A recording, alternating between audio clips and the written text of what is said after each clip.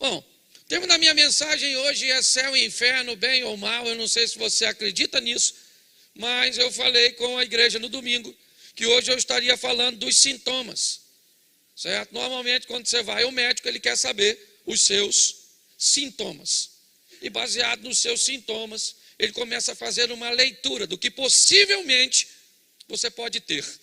Nem sempre os seus sintomas, certo, darão com exatidão ao médico condições de estabelecer um parecer, mas certamente irá despertar nele um processo investigativo, para que ele possa discernir, através dos exames, qual é o seu problema, qual é o seu mal, o que é que está te atingindo.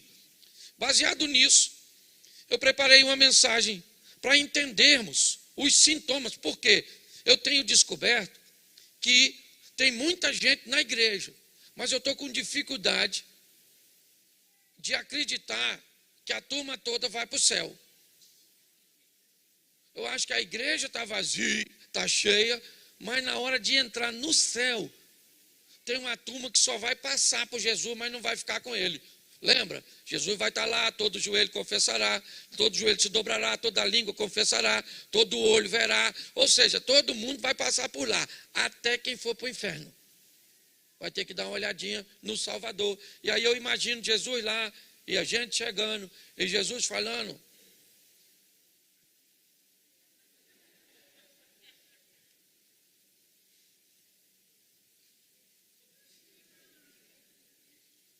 vinde bendito. Mas eu imagino alguns chegando e Jesus fazendo: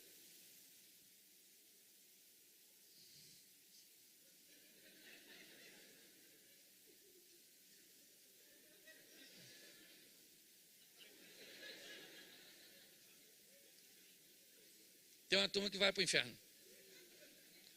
Pastor, não vai. Vai, por quê? Porque Jesus disse que ia.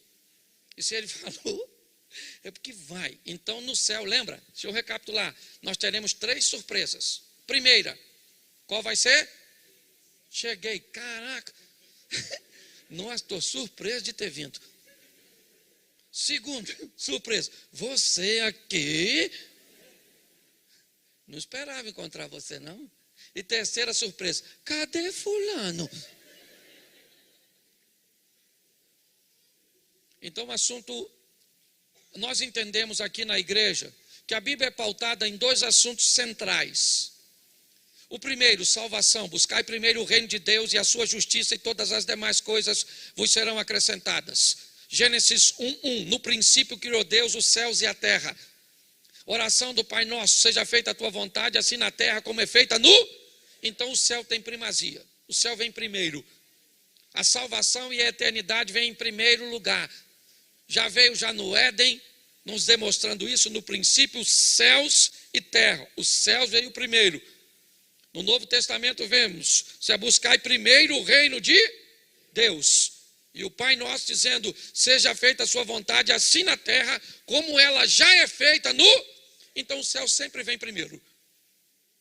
Para nós aqui a salvação é a coisa mais importante, que isso fique bem claro. Estamos num culto de campanha, tem gente querendo libertação, tem gente querendo porta de emprego, tem gente querendo cura. Isso tudo é importantíssimo. Mas em primeiro lugar vem a nossa salvar, e que isso fique bem claro. A Bíblia diz que adianta ganhar o mundo inteiro e acabar se lascando no final, indo para o inferno. Ok? Mas em segundo, a Bíblia está preocupada com a nossa vida aqui na terra. Na preparação de Deus, antes do homem chegar no 6º dia, descrito no Gênesis, nós vemos toda a organização, toda a estrutura que é montado, e como ela é ordeira, como ela funciona de uma forma extraordinária. O que é isso? A preocupação de Deus com o bem-estar do homem aqui na terra. Aí Deus diz para Abraão: eu quero levar você para uma terra que mana leite e mel, uma terra boa.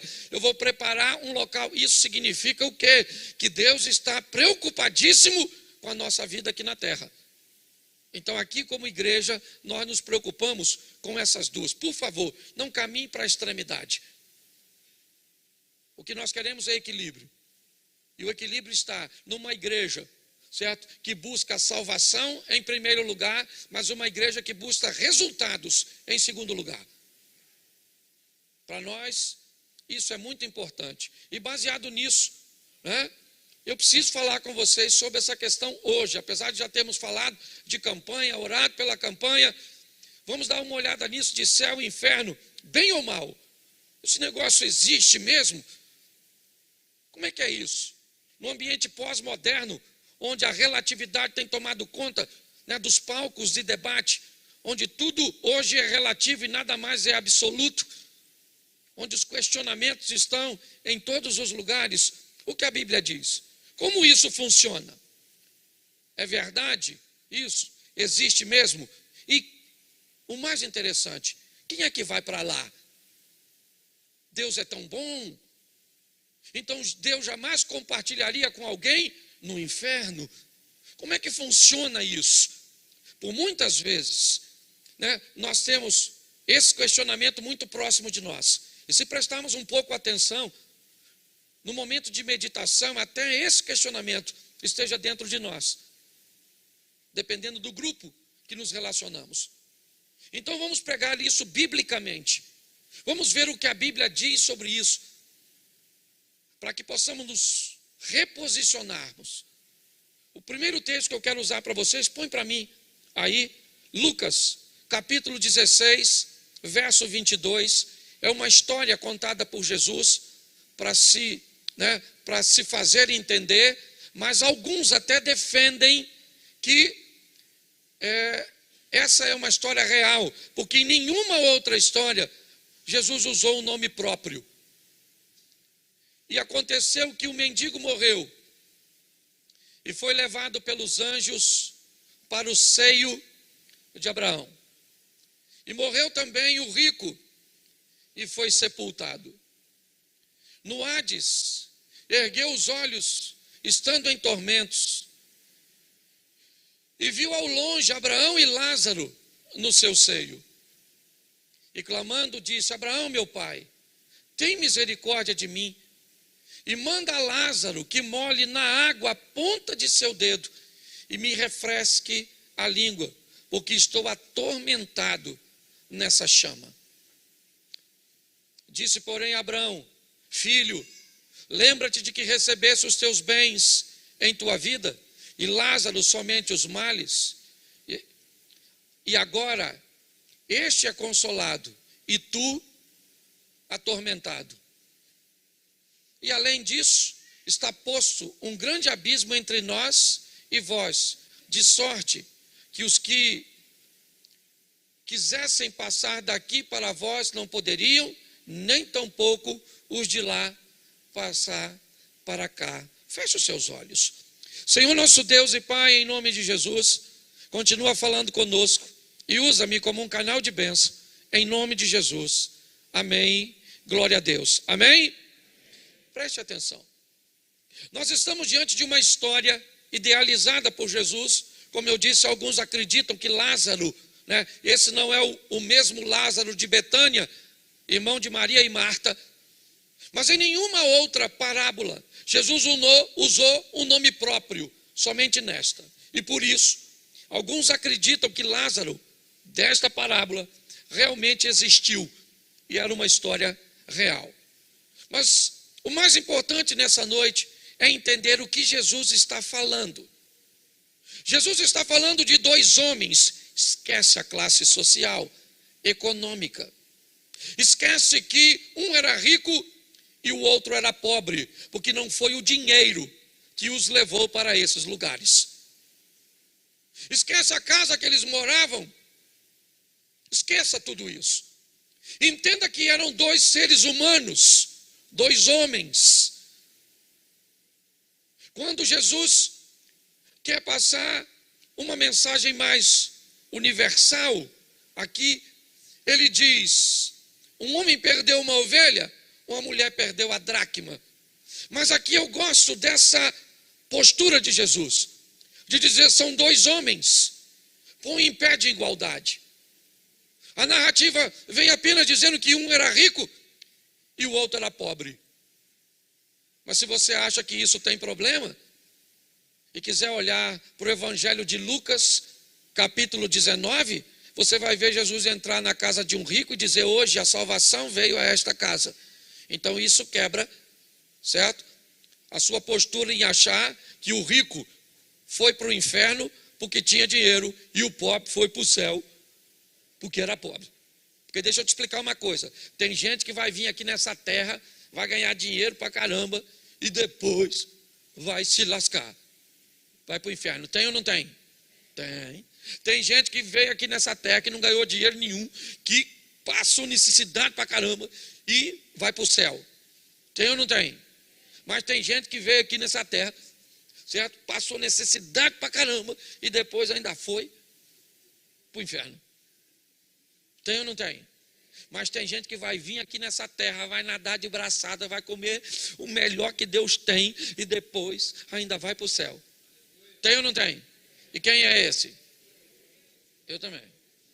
Não, você ficou, levantou a mão, demorou muito.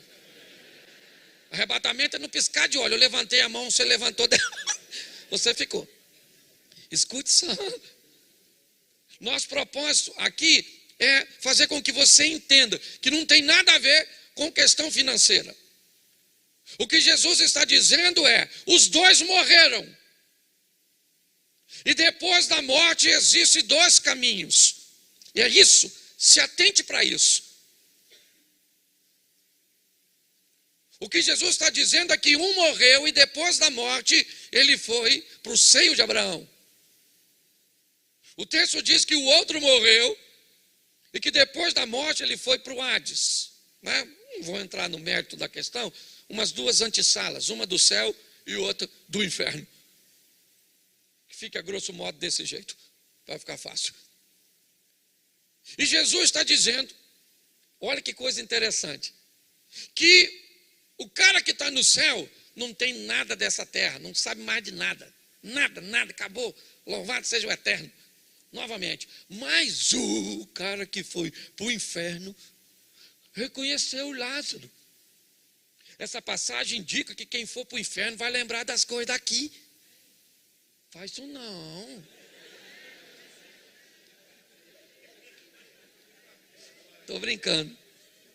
Quem for para o inferno vai lembrar da memória daqui. Se tu for para o inferno, você vai lembrar desse culto. Bem que o pastor falou que eu vinha. Não é que ele acertou? Nossa, eu estou com a vontade de errar.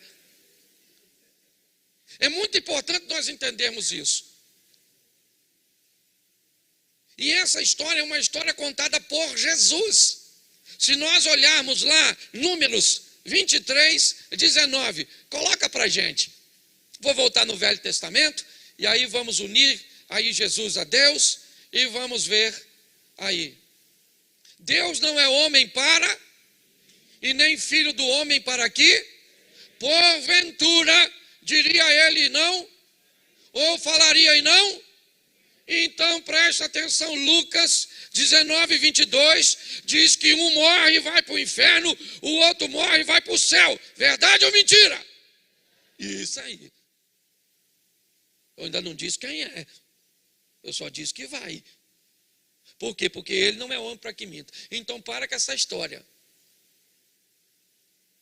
Nós temos que entender que Jesus disse que um dia os vivos vão morrer. E que depois da morte tem dois caminhos. Quem disse isso foi Jesus. Se você encontrar algum indivíduo, eu já vou falar disso mais à frente, que não gosta dessa sentença, que acha que não é justo, é a palavra desse indivíduo contra a de Jesus. Tu fica com a de quem? Então, cuidado. Pautado nisso, certo? Eu preciso esclarecer para vocês. Poxa, pastor, eu acho uma injustiça o homem ir para o inferno. E eu também acho. E Mateus 25, 41, me parece que também acha. Mateus 25. Então dirá também aos que estiverem à sua esquerda: apartai-vos de mim, malditos, para o fogo eterno. Preparado para quem? Preparado para quem? O inferno é para quem? Para o diabo e para seus mas eles querem companhia. O diabo não é para mim, o inferno não é para mim nem para você. Entendeu? Ainda que tenha vaga. Certo? Ah, pastor, eu nem trabalho para o diabo o tempo inteiro, mas eu faço uns freelance. Tem uma turma que não trabalha de carteira assinada, mas fez um MEI e está lá. Certo? Você está a cuidar, você está rindo de você mesmo. Então preste atenção. Jesus disse que quando se morre, ou vai para o céu ou para o... E a Bíblia diz que ele não mentiria e que ele não deixaria de fazer cumprir o que disse. Então aí firmamos a sentença. Mas eu também, como você, acho que não é um lugar para a gente. E a Bíblia também. Ela está dizendo que o inferno, certo? Ele foi preparado para o diabo e para seus anjos. Mas como eu disse, eles não querem ficar lá sozinhos. Então eles vão buscar, sabe a historinha? O diabo é como um leão que anda buscando a quem possa tragar. É assim que funciona. Certo? Então, o que é que pode nos levar para o inferno? O que pode nos levar para o inferno é o tal do pecado. O salário do pecado é a morte. Ok? Então, o que pode me levar para o inferno? Pecado, porque o salário do pecado é a morte. Agora, o que é pecado? Eu resolvi fazer bem simplesinho para ficar, está até meio chatinho, mas é para ninguém ir. O Satanás fica lá na porta. Cadê o Osias? Osias foi para o céu.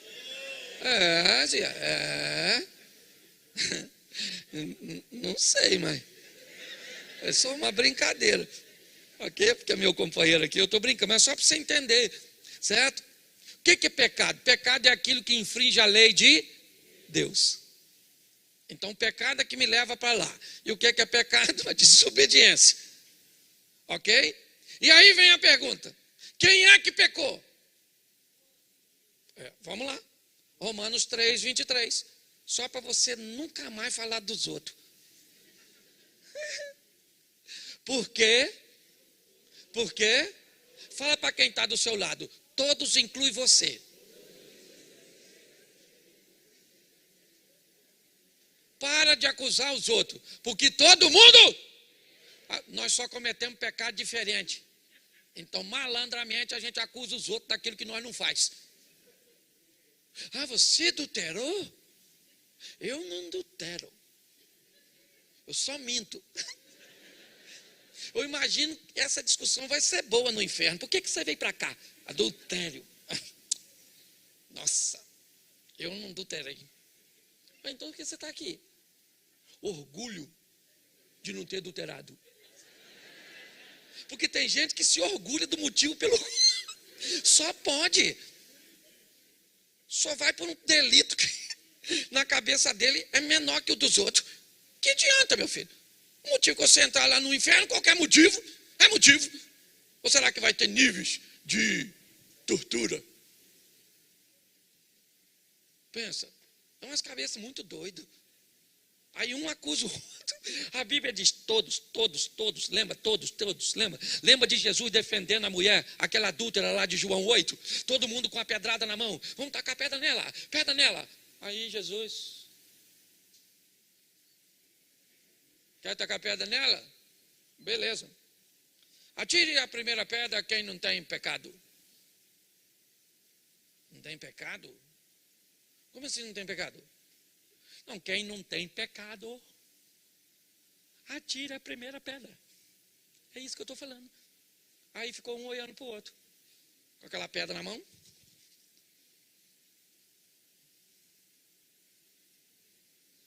Taca aí, pô. Não vou tacar, eu tenho pecado. Ele falou, não tem pecado. Nem sei o que eu estou fazendo com essa pedra. Eu nem vi. Foi todo mundo embora, jogou a pedra fora, foi todo mundo embora. Eu imagino a mulher falando, lembra? Ah, Jesus, Ninguém me tacou pedra, não. Porque todos pecaram. Romanos. Jesus deve ter dito. Todos quem? O que ele está dizendo é: o único aqui, dona, que pode tacar pedra na senhora sou eu. E eu ainda vou dar mais uma oportunidade. Vai, pare de ser vergonhice. Arruma um homem para a senhora. Deixa desse fogo. Se furor uterino, não é verdade. Vai dar uma direção na vida da senhora. É isso que Jesus estava falando. Certo? Então preste atenção. Todos pecaram e destituídos estão da glória de Deus. Então, se todos pecaram, como é que nós vamos fazer? Primeiro, nós precisamos entender como nos livrar do pecado que já cometemos, porque esse nós já fizemos. Como é que eu faço para me livrar dele? Gente, eu vou falar para vocês. Me veio uma coisa na cabeça muito. Eu fui fazer um exame. Eu fiz uma endoscopia com a colonoscopia simultaneamente. Entendeu? Se não entendeu, não vou explicar, porque já foi humilhante. Mas sabe uma coisa que eu saí de lá pensando? Eu fui fazer o exame pelado.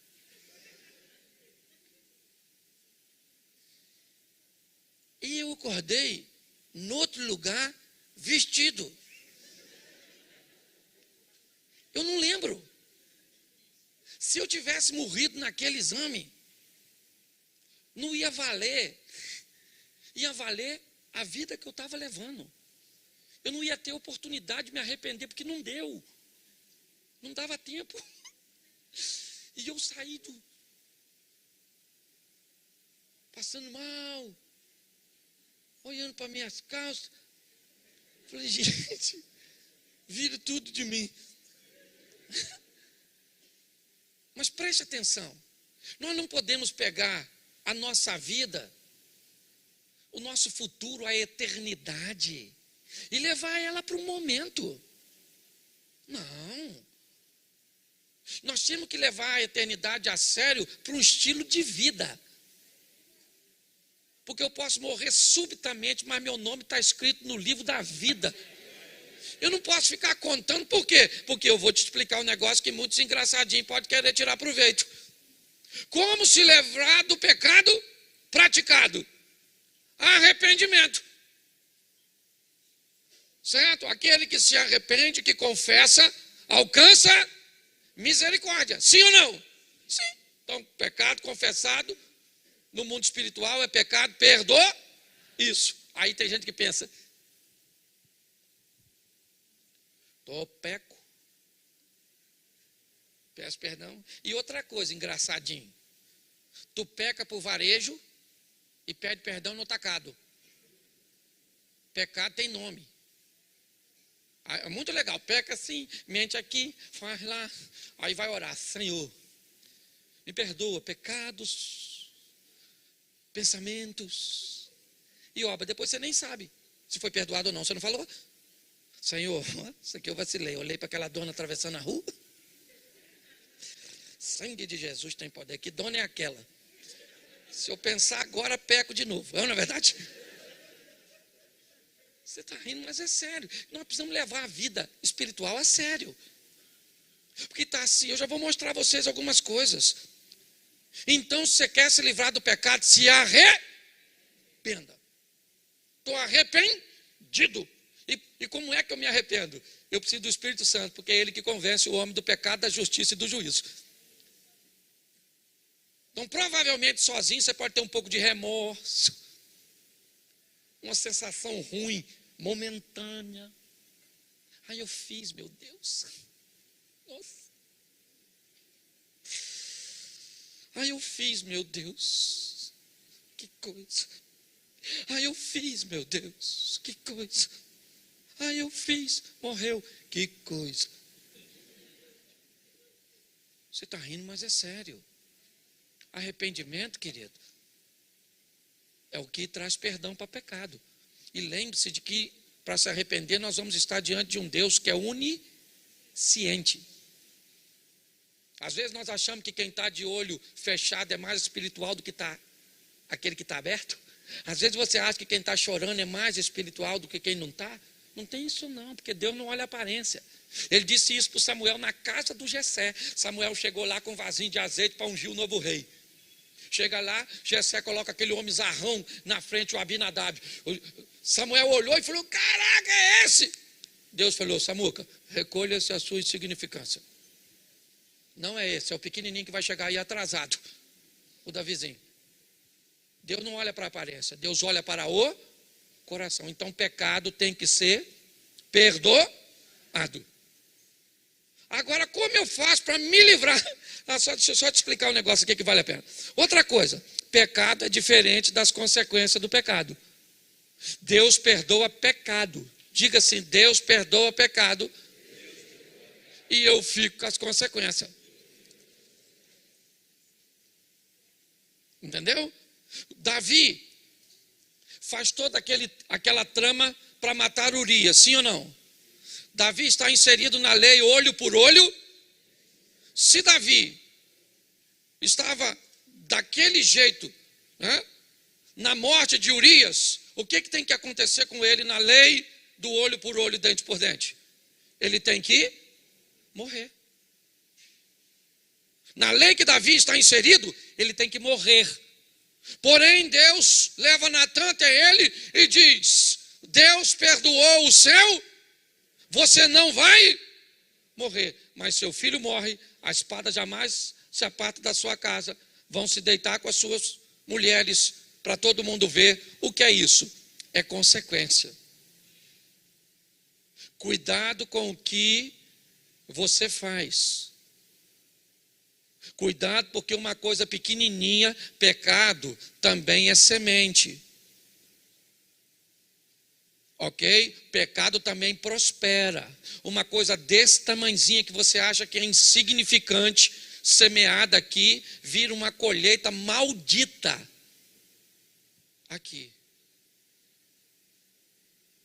Eu estava num atendimento agorinha mesmo, de uma situação dessa que eu estou te descrevendo. Pensa numa coisa catastrófica. Por uma semente, a princípio, insignificante. Temos que prestar muito atenção nisso. Mas vamos lá. Como me livrar? Eu já falei com vocês de como se livrar dos pecados que já cometemos. Isso é arrependimento. Mas como é que eu vou lidar ou me livrar dos pecados futuros? Aqueles que estão me aguardando assim que esse culto acabar. Aqueles que estão me aguardando na minha rede social. Como? Aquela amante que me espera ou espera um contato depois do culto. Aquela imagem pornográfica que eu planejo, ou mesmo sem planejar, eu vou ter contato com ela. Como é que eu faço com os pecados que ainda não cometi, mas sei que eles vão estar aí fora? Como é que eu vou lidar com isso? Desses eu não posso me arrepender, eu ainda não cometi. Então como é que eu lido com essa situação? Para aquilo que eu ainda não fiz, eu preciso de duas coisas: conversão. A Bíblia diz que, Tiago diz isso, que todo homem comete pecado quando ele é atraído e engodado pelas próprias concupiscências. Presta atenção, a palavra engodo é uma palavra utilizada no ambiente de pesca, onde o pescador joga restos, pedaços pequenos de isca dentro d'água, com o propósito de manter os peixes por perto, para conseguir capturá-los. O que o pescador faz? Dá ao peixe aquilo que ele gosta, para no meio de tudo aquilo colocar um anzol e fisgá-lo. O que o diabo faz? A mesma coisa. A Bíblia diz: todo homem peca quando ele é atraído e engodado pelas próprias. são suas emoções, são as nossas emoções, são os nossos desejos. Você tem problema com droga, é droga que ele vai usar. Você tem problema com sexo, é sexo que ele vai usar. Você tem problema com dinheiro, é dinheiro que ele vai usar. Com que é que você tem problemas? Ele vai usar exatamente essa arma próxima a você, para buscar te fisgar, para buscar te capturar. E como é que eu lido com isso? Com conversão. Domínio próprio. Eu vou agora lutar contra aquelas coisas que eu sei que pode me tornar cativo. Eu ainda não cometi. E para não cometer, o que eu vou fazer? Andar em estado de alerta. Domínio próprio, autocontrole. Sabe, eu tenho vontade, mas não faço. Perdão, eu quero, mas eu não vou. Por quê? Porque eu sei que é pecado. Eu sei que não agrada a Deus. Agora, qual é o perigo de tudo isso, gente? É quando você acredita que o pecado não é mais pecado. É quando alguém conseguiu convencer você de que o erro não é... Não é bem assim, não. Não, deixa eu te explicar. Esse negócio aí era no Velho Testamento, não é no Novo. Esse texto é um texto mal interpretado. Mas os outros textos não são. Os textos que te favorecem, todos eles são ordeiros, são inspirados por Deus. Só esse que fala disso que está deturpado. Porque todas as vezes que um texto ele confronta um pecador, o pecador tem duas possibilidades. Ou ele se arrepende e muda de vida, ou ele busca um jeito de dizer que aquilo não é naquele jeito. Não é bem assim, não.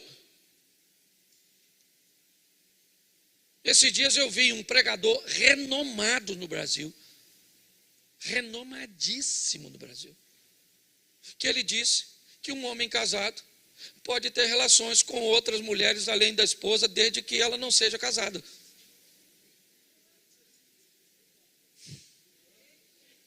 Falei, pode?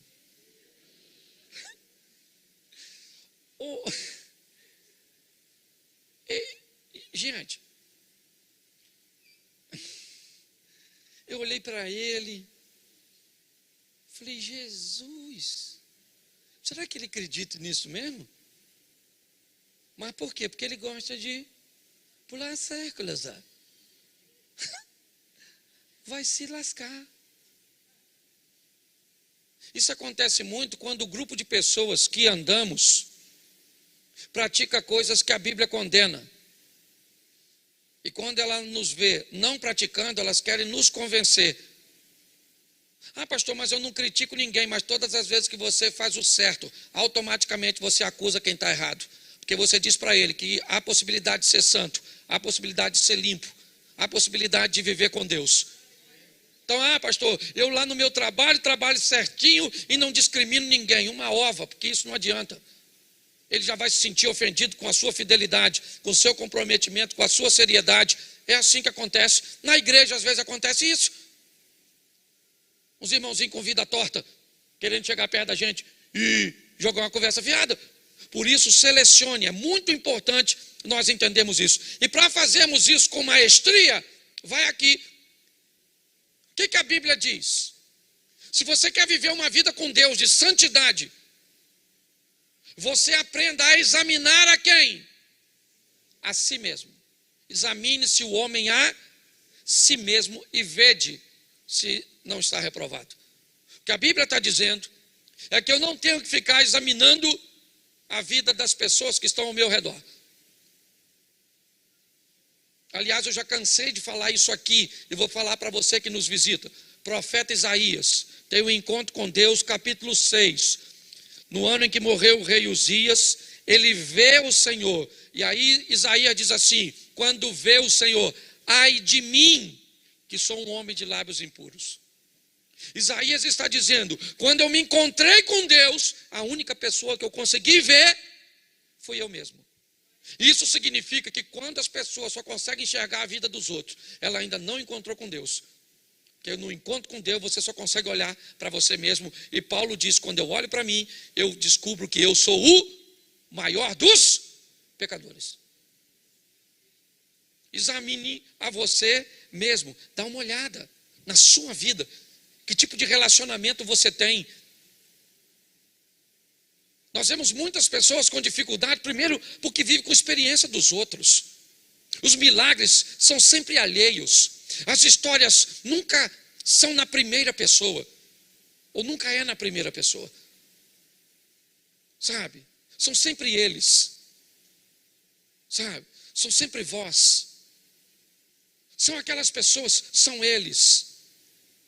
É o filho dele, a esposa dele, a empresa dele, a igreja dele, o ministério dele, o casamento dele, mas nunca é no meu. Sabe qual é o problema disso? É o que disse Jó. Nós olhamos na história de Jó e há duas fases bem distintas na história deste homem. Um dia ele diz assim: antes eu só te conhecia de ouvir isso. Eu só sabia quem o Senhor era na vida dos outros. Mas agora eu tenho as minhas próprias experiências. O que a Bíblia está dizendo é: pare de viver do milagre dos outros. É o outro que está vivendo, o outro que está ganhando, é o outro. Pare e comece a viver as suas próprias histórias com Deus. É isso. É o que Deus quer. Um relacionamento de intimidade. É assim que funciona. Mas, eu já estou terminando. Nós vamos dar uma olhadinha, como eu disse, alguns sintomas. E eu acho que esse vai ser bem legal a gente falar. Sintomas de quem vai para o céu. Eu botei alguns aqui. Boa aparência. Boa aparência. Sintoma, não falei que vai. Quem não tem boa aparência já está botando quem tem no inferno. Isso não vale nada. Conheço um montão de hipócrita. Calma, deixa eu terminar de molhar o bico. Mas boa aparência. Certo? Se alguém que se veste com decência. Sim ou não? Sim ou não? Sim, querido. Ordem. Isso é legal. São sintomas, não falei que vai. Calma aí, poxa. Conheço as pessoas aí que põem... Eu estava num programa de TV e aí o apresentador fez uma brincadeira com um assistente de palco. Chamou ela na minha frente. A mulher estava com um saia assim. Não sei o que era aquilo. O que alguém foi fazer, acabou o pano. A dona estava quase pelada. E aí ela assistente de palco, estava lá, ele chama a mulher na minha frente, rede nacional, e pergunta se ela chegasse aqui na igreja, o que eu faria? Aí eu falei: receberia com todas as honras. Claro, ia ser muito bem recebida, ia cultuar conosco, mas se quisesse caminhar conosco, ia receber algumas instruções. Foi isso que o irmãozinho falou. Acabou a minha apresentação, estou eu indo para o camarim, vem ela correndo no corredor. Chorando. Vocês são preconceituosos. Falei: eu? Eu não brinquei com a senhora não, moça. Foi o seu patrão. Eu falei nada não. Porque eu garanto o senhor que lá na igreja do senhor tem uma mulher que usa roupa lá embaixo assim, com a vida tudo torta. Eu falei: pior que tem. Deve ter mesmo. Mas vou falar uma coisa para a senhora, eu estou indo para o camarim e sobre esse assunto, você discute com ela quando você chegar no inferno. Que eu vou... virei as costas e fui embora. Então por isso que eu estou falando, não estou falando que isso é um fator, estou dizendo sintoma, boa aparência, as donas andam, vem até para a igreja, parece que o mamá está com calor, quer pular, a saia lá no pé, o lascado lá em cima. Uma dona que veio esse dia aqui, meu filho, sentou, você via até a cicatriz da cesárea da dona.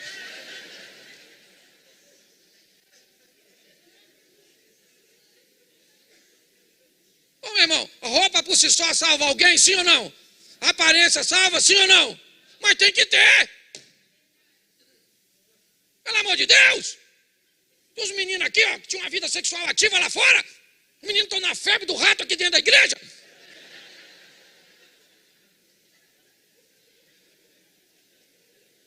Pelo amor de Deus, rapaz. E tem uns caras também. Umas roupas apertadinhas, parece que é negócio de avaco.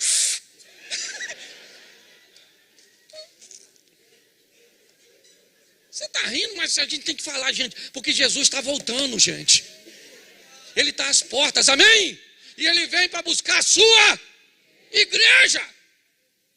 E vai levar só cordeiro, os bodes, os cabritos, vai ficar tudo na pista. Você está rindo, mas é sério. Me dói falar isso. Outra coisa, vocabulário limpo. Fala palavrão. Conversa torta. Eu gosto muito de falar. Volta e meia, perdão. Eu estou falando besteira. Cláudio. Isaías, Cláudio. Lábios impuros, Cláudio. Fecha essa boca, Cláudio. Fecha essa boca. Até o tolo, quando fica quieto, Cláudio, é considerado sábio. Eu luto contra a minha língua. Luto. Só alguém contar um troço engraçado que... Senhor, por que me desamparaste? Me ajuda. Então é difícil para todo mundo, não é só para você não. Vocabulário, cuidado com os palavrões. Chutava uma coisa antes, lembra? Você gritava? Lembra? Hoje você chuta, o que você faz? Aleluia! Santo de Israel. Louvado seja Deus. Satanás está nessa pedra, sabe? Vocabulário, presta atenção nisso. Certo? Isso é um sintoma bom. Não falar essas coisas. Terceiro, conhecimento bíblico. A turma que vai para o céu tem que saber. Conhecer a verdade. Uns crentes que você... Esse dia eu estava num culto, falei, abra sua Bíblia no livro de Abraão, capítulo 13, verso 8. Aí o pessoal começou a abrir e eu fiquei bem olhando. Aí alguém olhou e falou assim, mas não tem. Eu falei, descobriu agora. Miserável, nem sabia aquele dia. E ainda quis falar que eu estava errado. Ainda olhou para mim com cara de acusação. Então, querido, é sintoma de quem vai para o céu conhecer a palavra de Deus. Posso ouvir um amém? Isso. É sintoma também de quem vai ter fidelidade financeira. Porque a única coisa que a Bíblia compara com Deus é o dinheiro, mamon.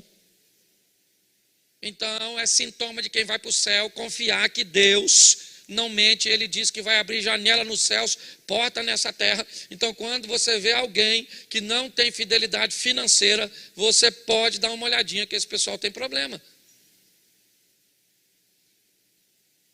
Cuidado com o próximo. Quem vai morar no céu também pensa no seu semelhante. Com o bem-estar dos outros, caridade. Tem gente que está nem aí para nada. O importante é que meu nome está escrito no livro da vida e os outros é que se dane. Estou doido para Jesus voltar. Esse dia eu estava na igreja, o garoto orando do meu lado. Volta logo, Jesus, volta logo, Jesus. Volta, anseio pela sua volta. Eu não aguentei. Do lado dele eu falei, Senhor, leva ele. Ele quer tanto ir, que leva ele, poxa. Garoto novo. Tanta gente para não é pregar ainda, para aceitar Jesus. O que é isso? Gente que só se preocupa consigo mesmo. Jesus podia voltar agora, podia. E essa turma toda que ainda está perdida aqui para você gravar, para evangelizar as pessoas. Olha que beleza. Comprometimento com a igreja. Também é sintoma de salvo. Culto ao pastor. Igreja é uma invenção do homem. Igreja não salva ninguém. Eu não quero mais ver igreja. Então vai, meu filho. Vai. Cristo em casa. Vai lá, faz. Vai ser aonde? Então, deixa eu te falar, é sintoma de salvo. O comprometimento. E conduta moral. E eu aprendi uma coisa: o que é moral? Moral é aquilo que fala de você quando tu não está. Porque quando tu está, nossa, até defunto, fica bom. Nossa, homem bom, bom pai. Enterrou, rapaz, ruim, hein? Quem é que vai receber do outro lado? Porque eu estou falando para você, tem gente tão ruim, que se o diabo me pedir referência, eu não dou. O que você acha de eu levar, pastor Cláudio? Fulano? Deixa para Jesus, que é mais poderoso. Que isso vai arrumar uma confusão danada no inferno. Tem gente que é ruim até para se perder. Estou falando sério. Pastor, o que você está dizendo? Eu estou dizendo que nós temos que olhar os sintomas. Mas muito mais do que os sintomas que são claros, como observar como a pessoa se veste, como ela conversa, o que ela fala, seu conhecimento bíblico, sua fidelidade financeira, seu comprometimento com o próximo, seu engajamento com a igreja e sua conduta moral, tem uma coisa que sobressai a tudo isso, que é fazer isso por amor a Deus. E aqui está a chave, e ela é subjetiva. Por isso, que por piores que sejam os sintomas, nós não podemos dizer que ninguém está perdido. Mas se você quiser dizer hoje que você está salvo, porque você crê em Cristo e obedece, isso é show para você. Mas pastor, peraí, tem alguma coisa de errado. Um ladrão está pregado na cruz. Ele está provavelmente quase nu, como Jesus. Ele não era dizimista, não frequentava a igreja. Provavelmente seu conhecimento bíblico era pouco. O cuidado com o próximo era nenhum, porque o que ele queria era apanhar a coisa do próximo. Sua conduta moral era horrorosa. E Jesus disse: ainda hoje estarás comigo no paraíso. É verdade. Eu só gostaria de lembrar você que aquele homem tomou posse da salvação pelo arrependimento, e aquilo perdoou os pecados que ele havia cometido, mas a consequência do que ele fez o levou à morte. Jesus não disse para ele: por causa disso, querido, perdoados estão os seus pecados, desce da cruz e vai embora. Não. Isso Jesus disse para a mulher adúltera: perdoados estão os teus pecados, agora vá e não peques mais. O grande desafio, irmãos, é que não há uma lei de compensação. E eu não sei em que ambiente, essa que é uma prática muito comum do espiritismo, entrou de forma sorrateira no mundo evangélico.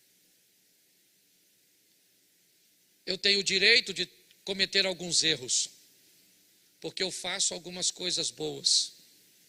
Não, eu erro, mas eu dou aí umas cestas básicas por mês. Não, eu erro, mas eu trabalho bastante no ministério lá da igreja, eu me dedico. Bom, eu acho que você está equivocado sobre o sistema de salvação. Ele não tem a ver com obras somente. Ele tem a ver com fé. Ainda que a Bíblia diz que a fé sem obras, ela é morta. Me parece que em algum momento dessa história, o desequilíbrio aconteceu.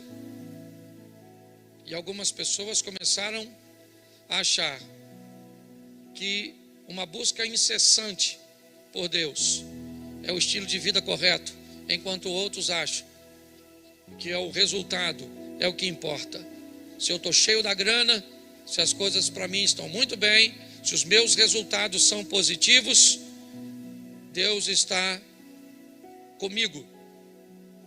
Volto a usar mais um texto bíblico, o de Moisés, que também tem usado bastante aqui.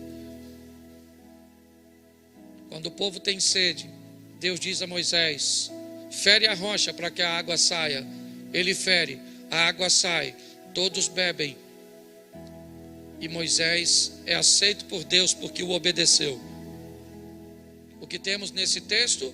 Resultado: água para o povo beber, aceitação. Deus está feliz com Moisés. Segunda vez que a sede vem, Deus diz a Moisés: agora não fira a rocha, apenas diga ela. Provavelmente numa tipologia, o propósito era mostrar que aquela rocha era Cristo, e ela não poderia ser ferida 2 vezes. Mas, deixando isso de lado, provavelmente porque Deus mudou a configuração, e quando Deus muda a configuração, os crentes costumam se atrapalhar, porque querem colocá-lo numa caixa. Deus disse para Moisés: agora vai lá e fala para a rocha. Mas Moisés deve ter pensado, aprisionado pelo resultado anterior: se da vez anterior eu toquei, então eu toco de novo, e o resultado vai ser positivo. Então ele vai para a rocha, e ao invés de falar, ele toca na rocha pela segunda vez. O mais engraçado desse texto, depois você lê, é que da segunda vez o texto diz que saiu muita água. O resultado agora foi muito melhor do que o anterior.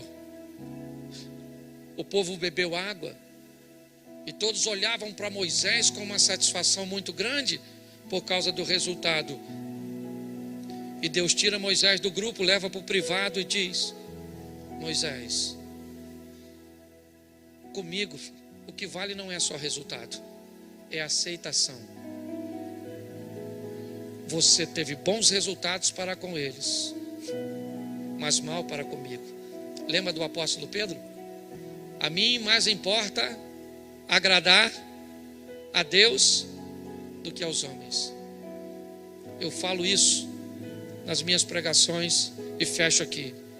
A parte mais fácil do meu ministério é pregar. A parte mais difícil é viver. Pregar é tão fácil. Eu já faço isso há tanto tempo. Deus me deu uma habilidade que às vezes basta abrir o texto e a mensagem salta aos meus olhos. Mas transformar isso aqui para ser um bom marido, para ser um bom pai, para ser um bom patrão, para ser um bom amigo, para ser um bom pastor, é o maior desafio da nossa vida. Que a hipocrisia não tome conta de nós. Que nós venhamos a viver uma vida